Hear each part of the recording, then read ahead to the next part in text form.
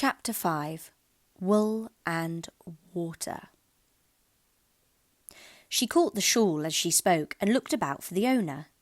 In another moment the White Queen came running wildly through the wood, with both arms stretched out wide, as if she were flying, and Alice very civilly went to meet her with the shawl. "I'm very glad I happened to be in the way," Alice said, as she helped her to put on her shawl again. The White Queen only looked at her in a helpless, frightened sort of way, and kept repeating something in a whisper to herself that sounded like, "Bread and butter, bread and butter," and Alice felt that if there was to be any conversation at all, she must manage it herself. So she began rather timidly. "Am I addressing the White Queen?"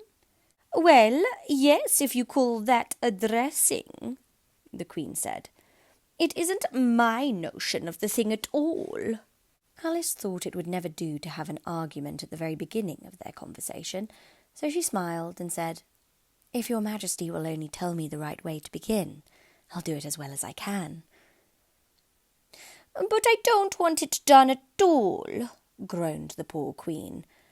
"I've been addressing myself for the last 2 hours. It would have been all the better, as it seemed to Alice, if only she had got someone else to dress her. She was so dreadfully untidy. "Every single thing's crooked," Alice thought to herself, "and she's all over pins." "May I put your shawl straight for you?" she added aloud.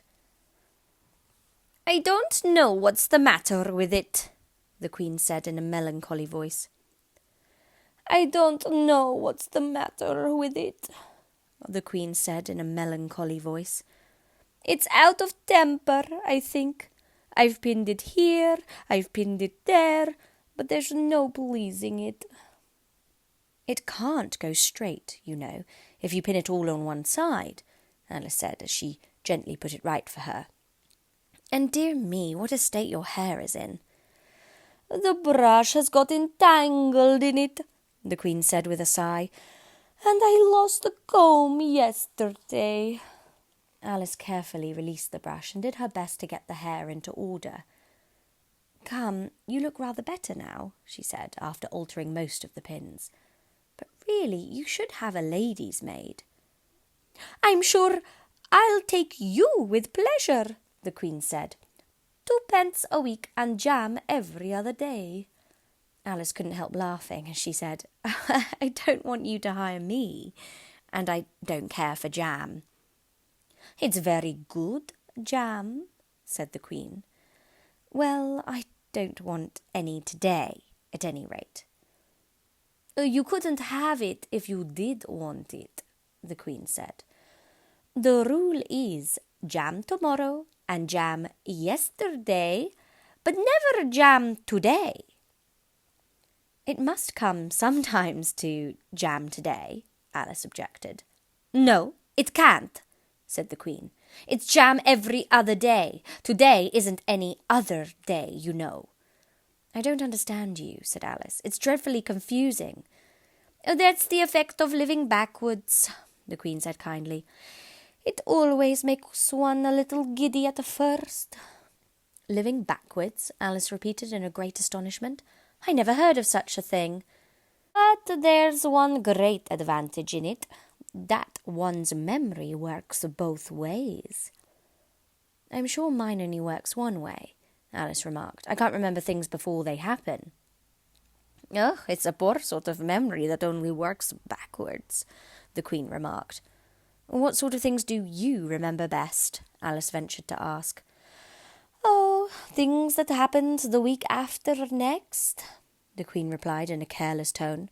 "For instance, now," she went on, sticking a large piece of plaster on her finger as she spoke, "there's the King's messenger.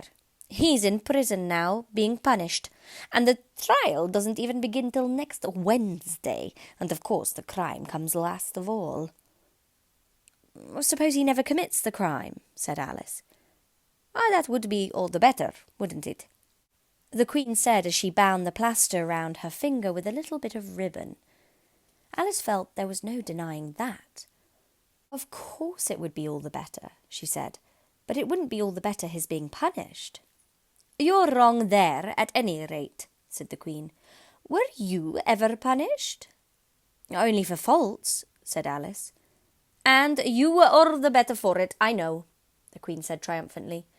"Yes, but then I had done the things I was punished for," said Alice. "That makes all the difference." "But if you hadn't done them," the Queen said, "then what would have been better still? Better and better and better." Her voice went higher with each better till it got quite to a squeak at last. Alice was just beginning to say, "Oh, there's a mistake somewhere," when the Queen began screaming so loud that she had to leave the sentence unfinished. "Oh, oh, oh!" shouted the Queen, shaking her hand about as if she wanted to shake it off. "My finger's bleeding! Oh, oh, oh, oh!" Her screams were so exactly like the whistle of a steam engine that Alice had to hold both her hands over her ears. "What is the matter?" she said as soon as there was a chance of making herself heard. "Have you pricked your finger?"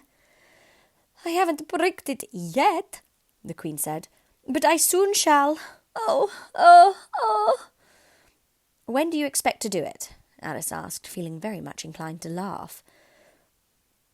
"When I fasten my shawl again," the poor Queen groaned out.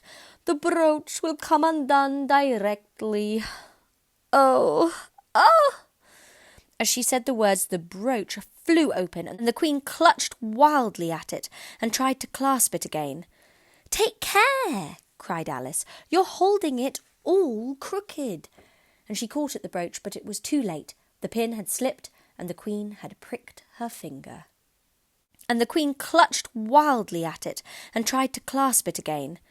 "Take care!" cried Alice. "You're holding it all crooked."